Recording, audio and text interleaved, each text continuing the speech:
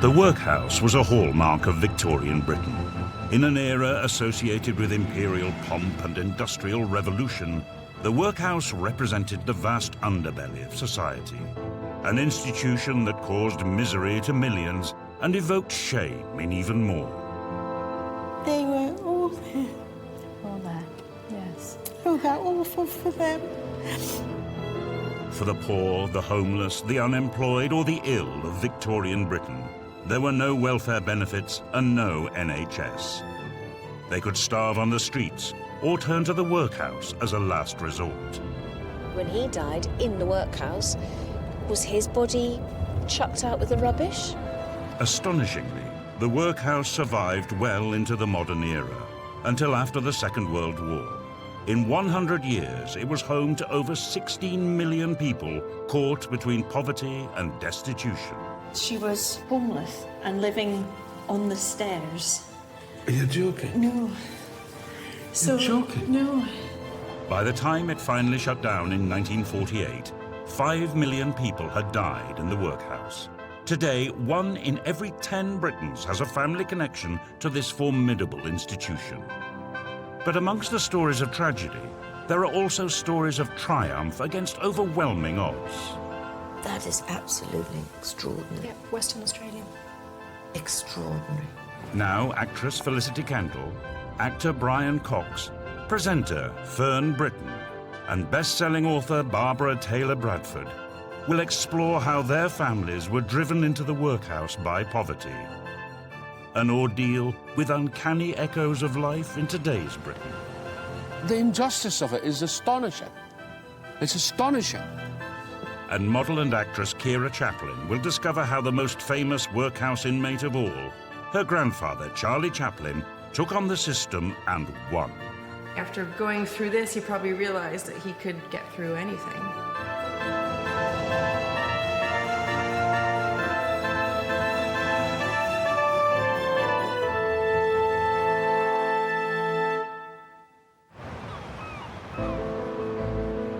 Victorian Britain, an era of rapid industrial growth, but also a time of soaring population and economic upheaval.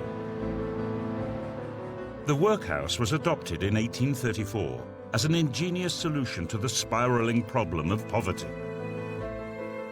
The idea was simple: humiliate the poor for asking for help, shame them into standing on their own 2 feet. In one extraordinary case, it worked. Charlie Chaplin went from the workhouse to not only stand on his own 2 feet, but to become a Hollywood superstar and one of the wealthiest men in the world. Charlie's life began here in Lambeth, in what was once one of the poorest parts of 19th century London. His granddaughter is the actress and model Kira Chaplin. My grandfather lived here with his brother Sidney and their mother Hannah. From what I know, my grandfather grew up very poor. Hannah was a singer and she lost her voice. They struggled to find food, and I know that one of the most traumatic things that happened to my grandfather is when he had to go to the workhouse. To qualify for help, a poor person had to satisfy the authorities that they were truly destitute, that they had no money, no job, and no place to live. Charlie Chaplin's alcoholic father had deserted the family when he was aged 9. And in July 1898, Charlie ended up here in Lambeth Workhouse with his mother and half-brother. What would have happened to Charlie, Sidney, and Hannah when they first arrived here? Well, they would have approached the workhouse and Hannah would have made it known that she wanted to be admitted. Okay. At which point she would have been separated from her 2 sons. So she would have been led to the female ward, which was on this side of the building. Okay. And the 2 boys would have been led across the way to the children's building. So as soon as they're in, separation right away? Separation straight away. Segregation was at the heart of the workhouse system. Children from their parents, wives from their husbands. By isolating individual groups of paupers, the authorities believed they could contain the toxic influence of poverty and stop the spread of degenerate behavior. The workhouse was a deterrent. used by the Victorian state to incentivise the poor to rise above their circumstances, a means to punish what was believed to be the moral failing of poverty. One of the many flaws of the Victorians' approach to social care was a lack of understanding of mental health, which, like physical health, is something we all need to keep track of. While my own challenges are nowhere near those faced by the poor in Victorian Britain, I've certainly had moments when life just hasn't gone to plan. We've all had times when we feel we've failed or fallen behind, and it can be hard to navigate those gaps alone. If you find yourself needing extra support, therapy could be just the relief you're looking for. That's why we are so excited to introduce the paid partner of today's video, BetterHelp. BetterHelp's mission is to make starting therapy as easy as possible. Just fill out a quick questionnaire to get matched, and if your first therapist isn't the right fit, you can switch anytime at no extra cost. Therapy can teach you to sit with difficult emotions and feel equipped to deal with whatever it is you're facing head on. When it all feels too much, BetterHelp is there to help. Going to therapy is a sign of strength, not weakness. To find out more and get 10% off your first month of therapy, click the link in the description or go to betterhelp.com/absolutehistory. We can see from the map of the workhouse just how regimented it was. Not only do we have the male side and the female side, but there's a further Victorian designation of good and bad. This was an attempt to try to make sure that good people were not somehow punished by close proximity to bad people. Yeah.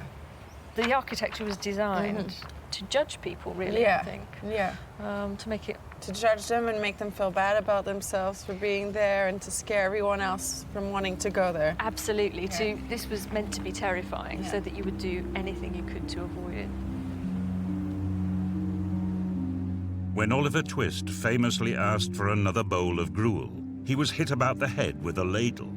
But Dickens wasn't exaggerating the brutality of workhouse life. To minimise the welfare bill, the system was designed to make sure that life on the inside was worse than earning a pittance on the outside. Hollywood actor Brian Cox made his name in blockbusters like Troy and The Bourne Identity. His great-grandfather, Patrick McCann, was just the type of person the authorities wanted to target.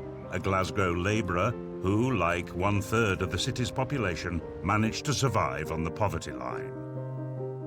But in 1897, Patrick succumbed to the Scottish version of the workhouse, the poorhouse. It's weird because one of my greatest fears has always been poverty. And it's something I've always had, this fear of it. And when you see a history of it in the family, you begin to realize it's in the DNA.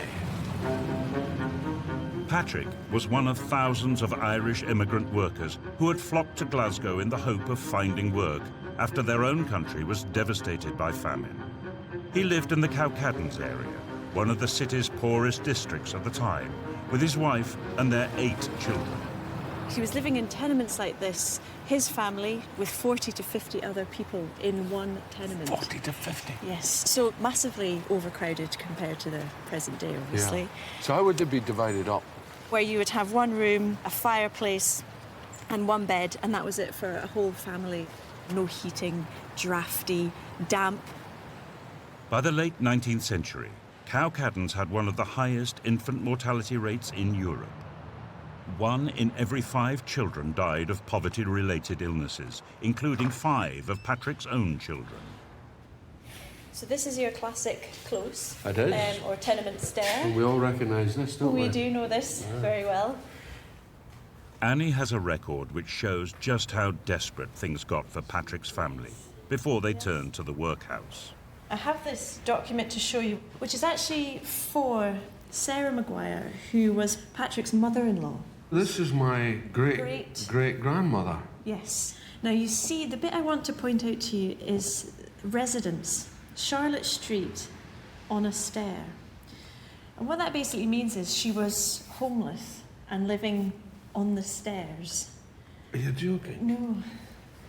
You're joking? No. On the stairs? So she was sleeping, if you like, on these hard stone stairs. We talked about Patrick and his family living in these very overcrowded rooms, but poor old Sarah was on the stair. I mean, did they not take her in? The McCanns were having their own major difficulties at this time, and they couldn't support her. At the turn of the century, there were over 100,000 people in Glasgow alone living in conditions similar to the McCanns. Family structure seems to have been destroyed. It seems to have been eradicated. It seems to have been... Because, you know, there's cannons to the left of you, cannons to the right of you. It's all around you, you know, there's despair. And we're constantly applying for poor relief and constantly trying to keep ahead of the game. And, you know, I talked earlier about my own fear of poverty, but I now know where it lies, and it's a reality. It's right in the system. It's there because what they went through, and just it just leaves you.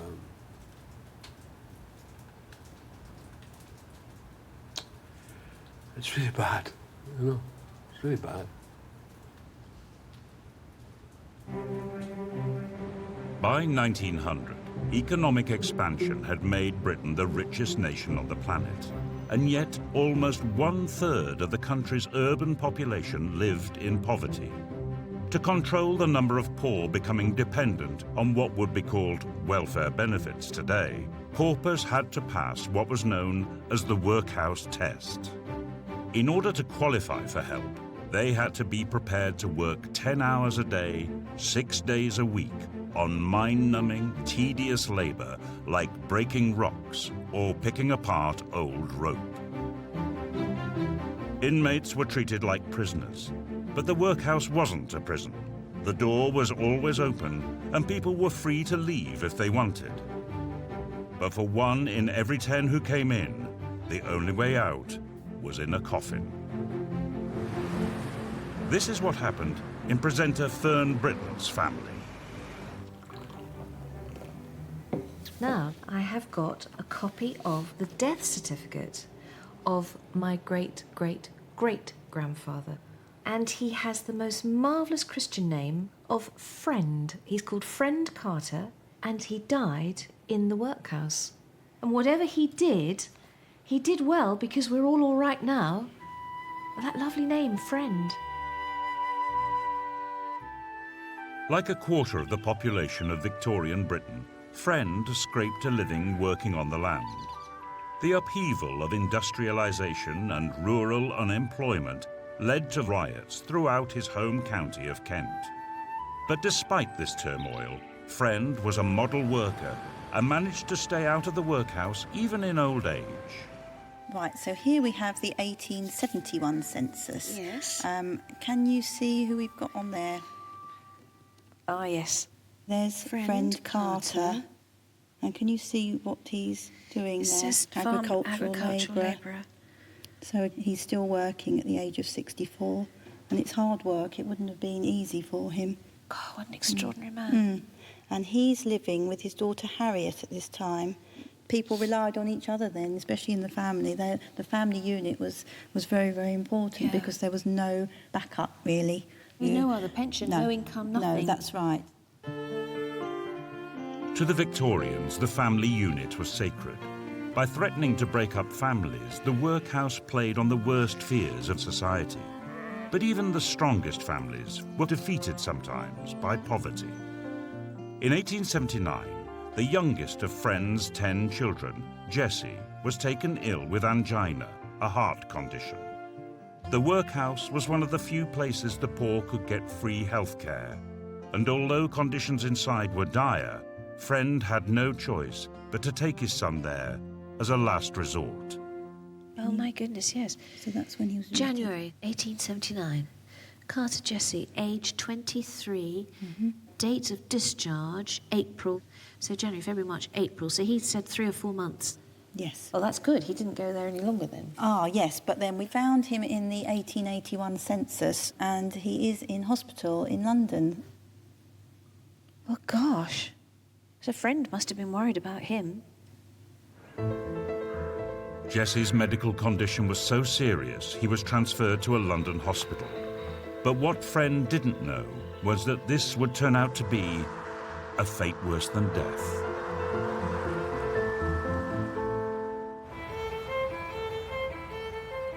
The earliest workhouses appeared in the 17th century.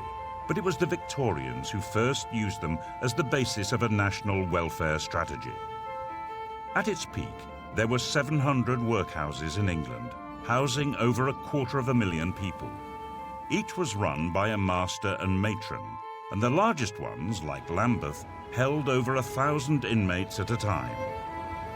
Charlie Chaplin came here as a child with his mother Hannah and his half-brother Sidney.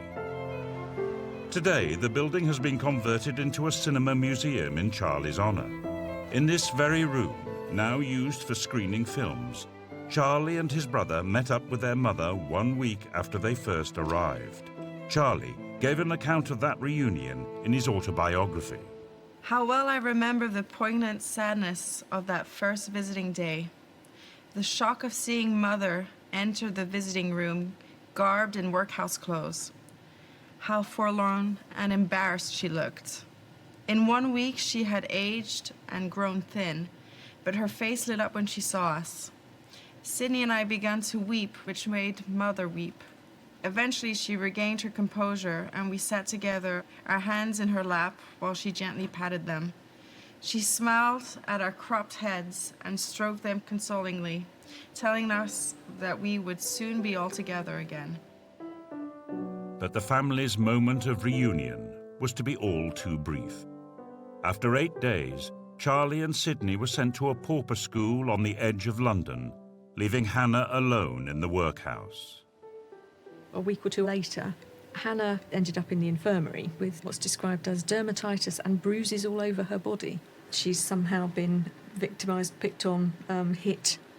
We don't know whether it's by staff or by other inmates, but she's physically suffered some kind of abuse. In the workhouse infirmary, Hannah would have had her wounds cleaned and dressed. For her pain, she would have been given opium. How many days did Hannah spend in the infirmary? It seems she spent about 9 days here, and then after a couple of months, she was transferred from the workhouse to Cane Hill Lunatic Asylum. Well, so basically 7 weeks after being here, ends up in the insane asylum. This place sounds like hell. Horrifying. Officially, physical punishment wasn't allowed, although unofficially, abuse was commonplace. This is partly what made the workhouse such a feared institution. But the torment of life inside wasn't just physical. It was also psychological, as inmates were stripped of their dignity.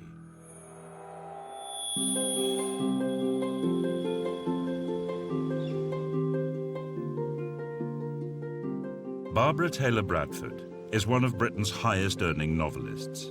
She is best known for her rags-to-riches saga, A Woman of Substance, the first of a series of books featuring illicit affairs and skeletons in family closets. Recently, research for her biography revealed that Barbara's own family history concealed a secret from her mother's past that could have come straight off the pages of one of her novels.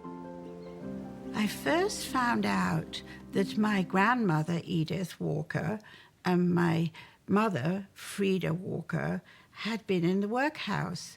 And I never knew any of this, but I received the manuscript of my biography, and I couldn't believe it. I actually burst into tears. This is the only photograph my mother had of my grandmother, Edith Walker, and she looks like quite a young madam there with a hand on her hip and the lace collars and cuffs, and she doesn't look like somebody who's poor. Edith took Barbara's mother, Frida, to Ripon Workhouse in Yorkshire when Frida was 6 years old. I really cried one day because I couldn't imagine my mother, who was a very sweet and rather reserved woman, as a little girl put in the workhouse. And then it leads to that awful question, why?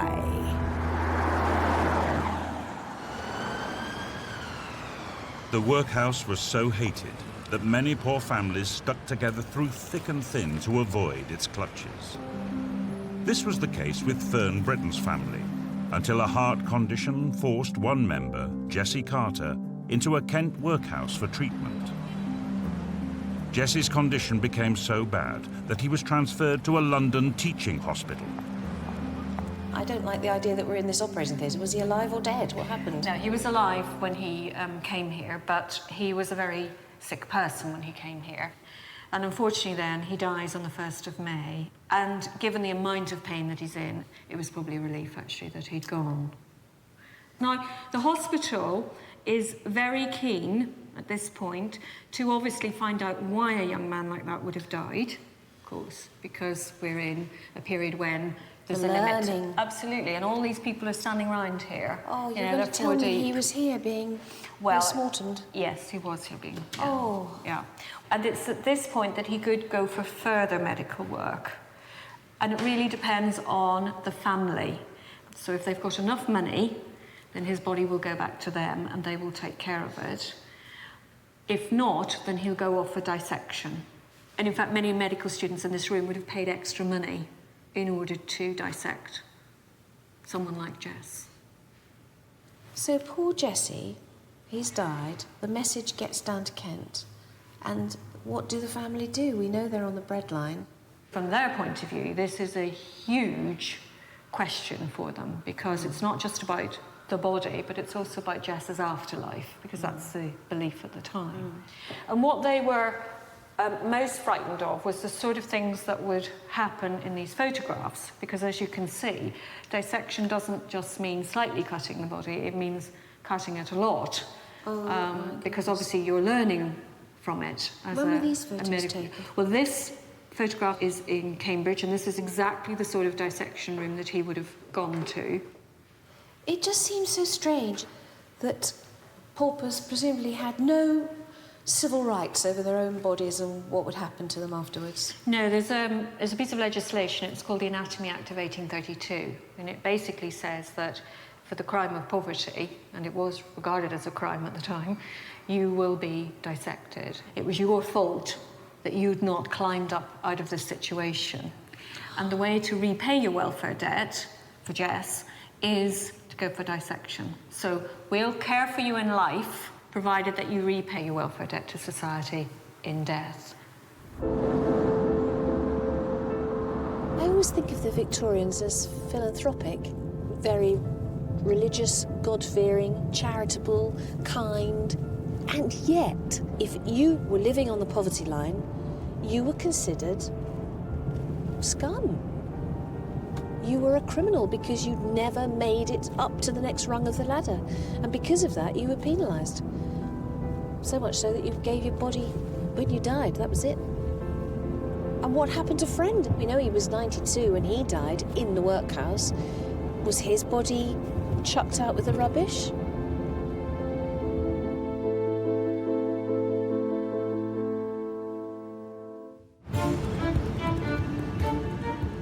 By the beginning of the 20th century, Britain was accelerating into the modern age. Cars were appearing on the roads, the telephone was becoming widely used, and the first X-ray machines were being installed in London's private hospitals. The workhouse, too, was modernising. The standard of food, education, and healthcare inside was now better than the conditions a pauper could expect outside. But despite the material improvements, workhouse inmates remained tainted by the stigma of failure. Barbara Taylor Bradford's mother, Frida, was in Ripon Workhouse as a little girl aged 6. It's a bit of a shock because, well, people look down on families that went into the workhouse. Barbara's biographer, Piers Dudgeon, has found a clue as to why Barbara's family ended up in the workhouse. They're meeting outside the Ripon house where Barbara's mother, Frida, was born. What are these papers you're holding? Well, now, come on, show them. They've got a secret, I'm sure. Well, this tells us, this is in fact... 1904? 1904. This is a birth certificate. Yes. It is the birth certificate of a little girl called... Frida. Frida. My mother. Let me see the date. Yes, 3rd of June, 1904. Mother Edith Edith Walker, Walker. domestic servant, living at 9A Waterskull Gate. Ribbon. And what's that? There's a cross through it. Name of father. Name of father is left blank. So all that we know is that Edith Are you came back. telling me my mother was illegitimate? Yes, that seems to be without a doubt. A very interesting situation. We have Frida, the firstborn, with no father on the birth certificate. And then we have the name of the second child she has, again illegitimately, Fred. So Frida and Fred. And then we have a third child. Yes, name of father missed off. So she is having these children now at regular intervals. Well, I hope it was the same man. But the only difference that we have between these three birth certificates is that Edith had her first child at 9A, yes, in Waterskull that Gate. room there. And alone. the next two she had at this place, 75 Allhallowgate. Whose house was that?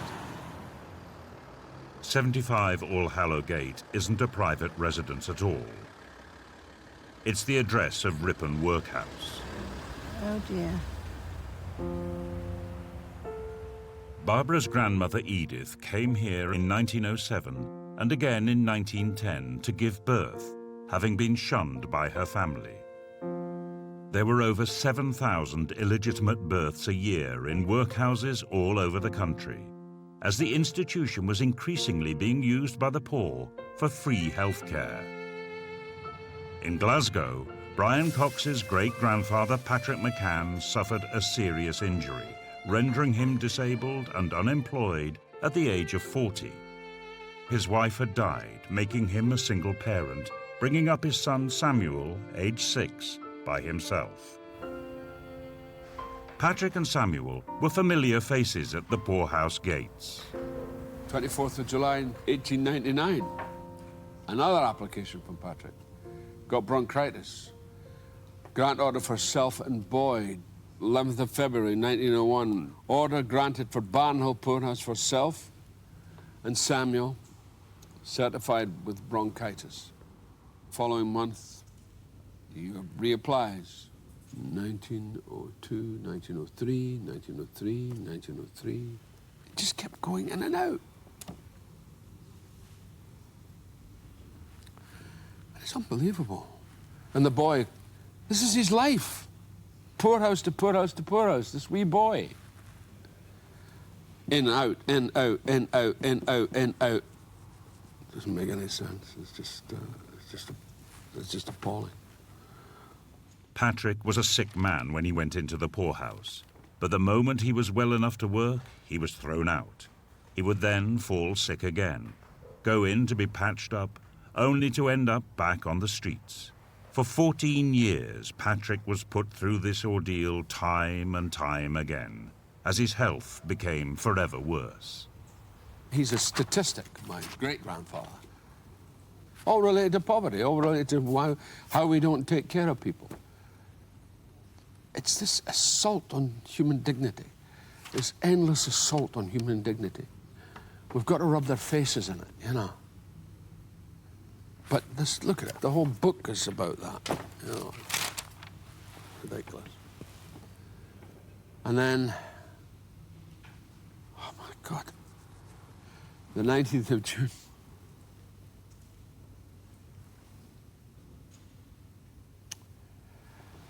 The 19th of June, 1911, Patrick McCann is declared insane by Dr. Thomas. Oh, it's just awful. I mean, it's just down this, you know, this spiral into the abyss. And finally, he goes nuts. Oh, Christ. Patrick was 54 years old when he was sent to Gartloch Asylum. At the time, he was one of 45,000 old and infirm paupers who were moved from workhouses to asylums around the country because the authorities didn't know what else to do with them.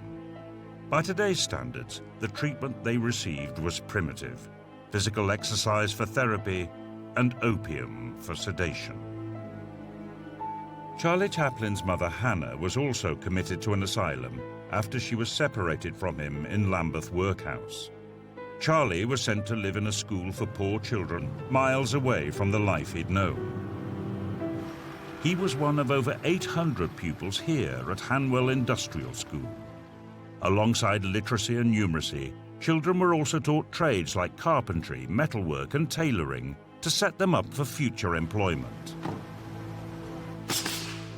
Today, Charlie's old school is a community and sports centre. I can imagine most children, when they got here, including my grandfather, they must have been extremely malnourished, frail. Yeah, I mean, children who came from the centre of town, which is where Charlie came from, would have been some of the poorest children in London. In fact, probably some of the poorest children in the country, actually. They had physical activity, sports. They did. I mean, they were taught how to swim, and running, jumping, tumbling, jumping over ropes, skipping. Sports were quite important.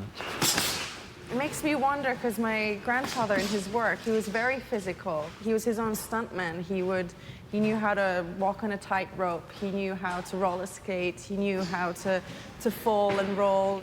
So I wonder if this is the place where he learned a lot of physical activity. Yeah, absolutely. Here's a picture, and this actually got Charlie down there. Yeah. They look like a crafty little bunch. Yeah, they do. They kind of got chubby faces, so they must have been, pretty well fed. The school wasn't only concerned with the child's physical welfare, but also its moral discipline.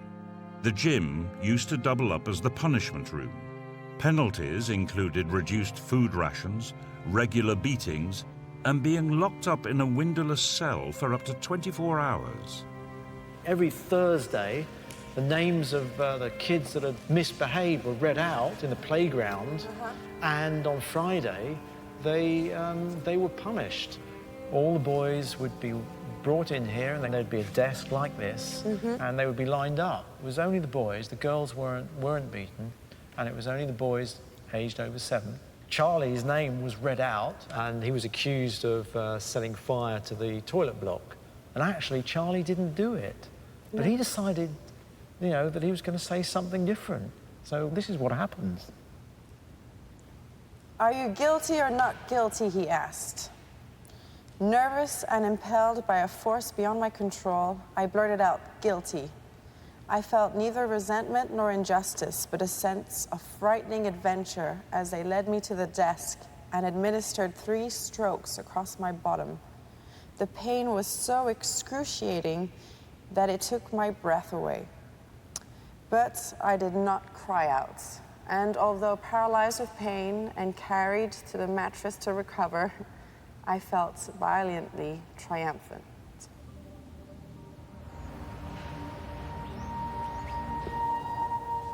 Being an actress myself, I can kind of see the joy of having the whole room staring at you and getting the punishment, being able to control your emotions and feeling triumphant. I think my grandfather learned a lot of discipline here. Mostly he learned how to become a stronger person and a more independent person, and I think after going through this, he probably realized that he could get through anything. In 1913, Charlie moved to Hollywood, where he turned his experience of poverty into cinema gold with his classic comic persona, the Little Tramp. 2 years later, aged 26, he was earning the equivalent of $8 million a year, making him one of the highest paid people in the world. He went on to co-found United Artists, still one of the most famous studios in Hollywood today. But Charlie never forgot his mother and rescued Hannah from the asylum in 1921. She spent her last 7 years in luxury in California, a world away from the workhouse. Charlie's success may be unique, but the resistance he showed against all the odds is shared by other workhouse inmates, people who took on the system and left a legacy of courage and defiance for future generations.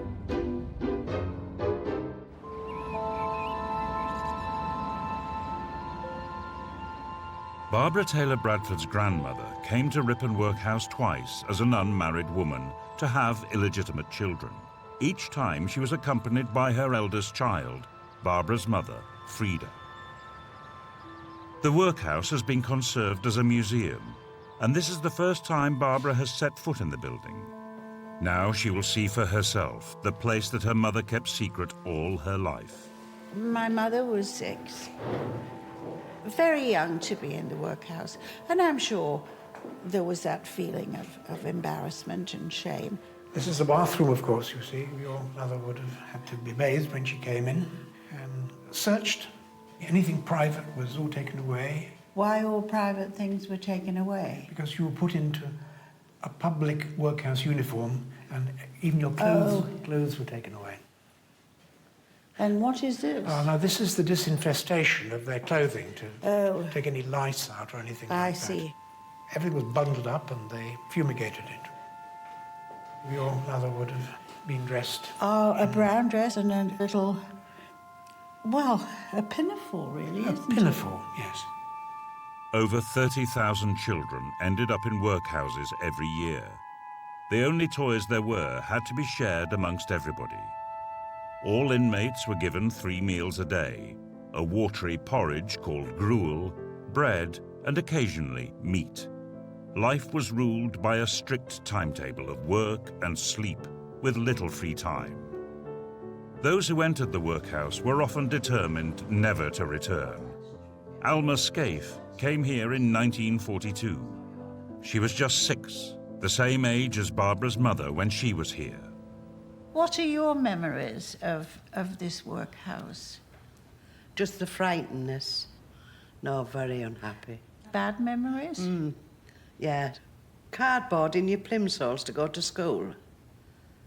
I didn't think my bairns were going like that, no way. Is that how you went to yes, school? Yes, we did. With cardboard in your tennis shoes? You're not proud of it, I hate to say I've lived there, but I'm proud of what I've become. When I was growing up, and I was about 16 or 17, my mother said, I want you to have a better life than I had. Did you ever think that or say that to your children? Yes, yes. They had the best of everything. Everything. My children didn't have a hand down like I had. Everything I wore was given. My children, if I had anything given, it went in the bin. So you did give them a better life than you did? Always Clark's shoes. Always Ladybird clothes. They've had everything, my children. My mother did say to me many times, I want you to have the kind of life I should have had. And I often wondered what she meant, and I would think, isn't she happy with my father? And they seem to be. And I think what she was thinking of is this place. I think being in Ripon Workhouse actually gave her that determination and that toughness and that will to make me have a different life, to give me the opportunities that she didn't have, basically, to be a lady. Frida's success in bringing Barbara up can be seen as a triumph for the workhouse as a deterrent. But it was also a system that could be devastatingly cruel, especially to those who fell foul of the authorities. In Glasgow, Brian Cox is trying to find out why his sick and disabled great-grandfather, Patrick McCann, was never given the level of healthcare he needed in the poorhouse. Irene. Hi. Nice to meet you. Nice to meet you. So, what a saga. It is indeed. So many times in and out, in and out. Yeah. Is that regular, or was he the exception, or was he the rule? Well, he goes into the poorhouse. They are looking to diagnose his health problems, and they have decided he's well enough to come out of the poorhouse after 4 days and 5 days each time. He's never in very long, which suggests his health is not chronic in the sense that he's off for months. Sometimes people will be in there for months. That's not the case in terms of Patrick. And then in 1905, he's classified as a C10. What does that mean? There's a description in that book here. Can I just get this volume? This one? Yeah, thank you. Okay, there you go. Now, this is what they thought he was. Don't know if you want to look at that category 10 there. 10th class there.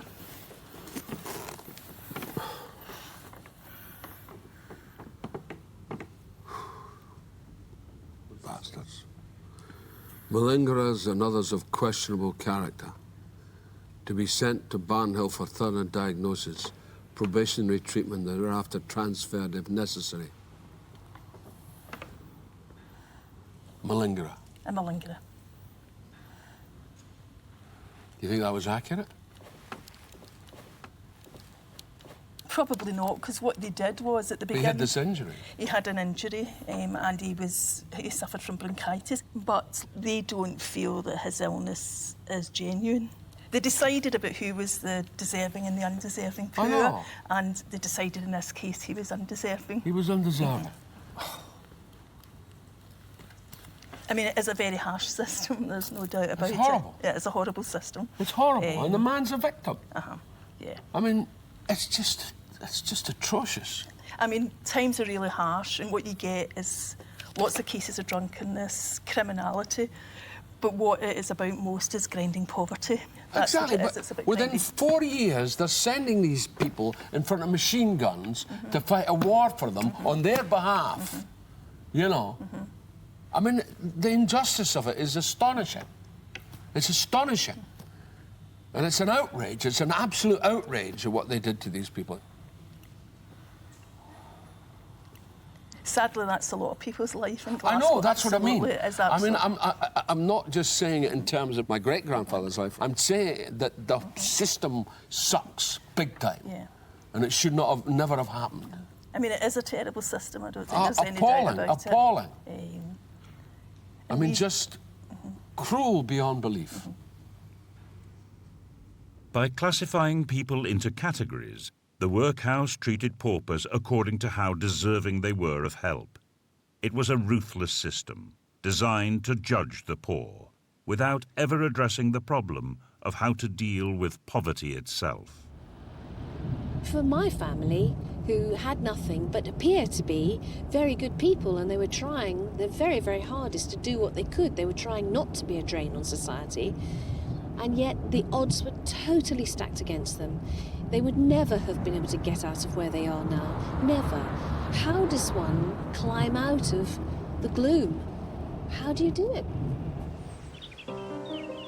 Fern Britton's ancestor, Jesse Carter, was, in all likelihood, dissected for medical science because his family were too poor to pay for his funeral.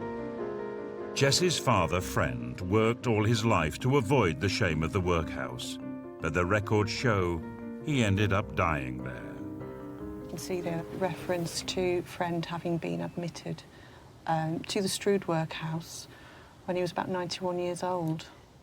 He kept out for 91 years? It's incredible, yes, yep. So I'll just, if we have a look through here, it's quite amazing that someone should live that long anyway at this time, especially someone who had probably done sort of a lot of manual labour during his working life. And on this page here, you can see... Carter Friend, there he is. Name of informant, self. Friend managed to bring himself in. On the next page, you've got the actual dates. Oh, I can see the word. Yeah. Dead. Gosh. I don't know why, 120 years later, that is so... You know, you sort of hope that things would have improved for him. But it didn't. Is the possibility that he had to give his body to medical science too, or what did they do with him? I can shed a little bit more light on what happened to Friend. Obviously... Carter Friend, age 91, the parish of Cliff, where buried? Walden. Who would have paid for that burial? And can you see those letters? It says F. Family. Family? Yeah. Yeah. Really? Yeah. So they did, they came to collect him. Looks that way. And they buried him even though they had nothing. Oh my goodness. Well, he must have been very well thought of. So he did get a burial somewhere? Yeah. He had a proper Christian burial. Wow. 1/3 of all workhouse inmates were over 65 years old. Like thousands of other paupers, Friend had been using the workhouse as a retirement home. And remarkably, after he died, it was discovered that he'd even managed to squirrel away a nest egg. Well, well, well. I suspect that it might have been his money put by for his funeral. His funeral fund? Yeah, yeah. Because... So he would still not be a drain on the family? Yes. Even though at the age of 91, finally he had to relinquish himself to the workhouse. Yeah. Nonetheless, he was still fighting that whole issue of being a pauper. Yeah. It's astonishing, really. What a marvellous man. Thank you, Alison. You're very welcome. Thank you.